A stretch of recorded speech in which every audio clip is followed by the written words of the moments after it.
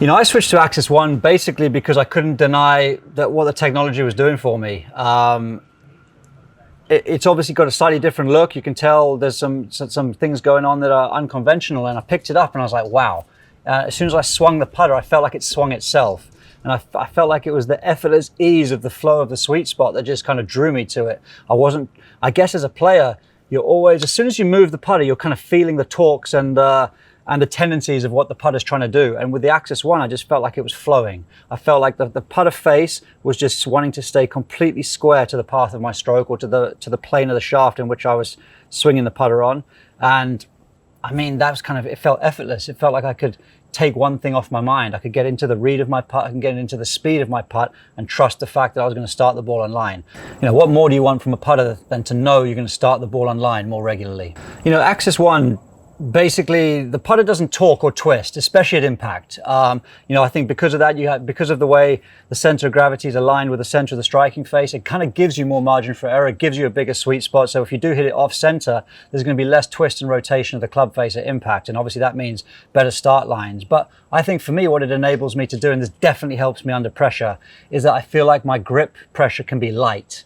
And that's really, really important. I think under pressure, we all have a tendency to start to strangle the club. And when you do feel a putter twisting, your tendency is also to grip tighter to try to prevent that club from deviating at impact. For me, I can feel like I can really grip this club one out of 10 in pressure. And I feel like the thing is just wanting to stay square with my stroke the whole way through, and especially at impact.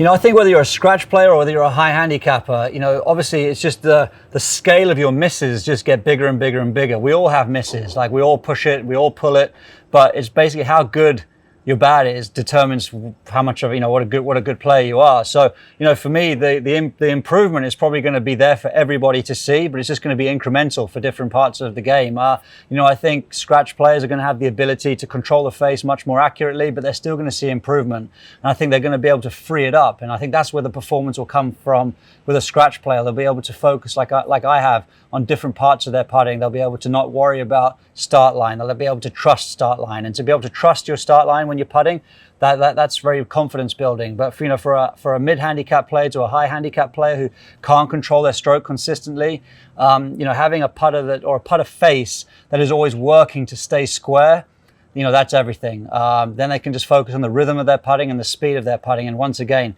it's something just to take something else not to think about, really. And like I said, the improvement's going to be across the board for everybody. And but as you get better at this game, those improvements become harder and harder to find. But even for me at the highest level of the game, even getting to number one in the world, I knew that there was improvement to be made, and therefore the switch was still very exciting to me, even though the improvements were going to be incredibly minute.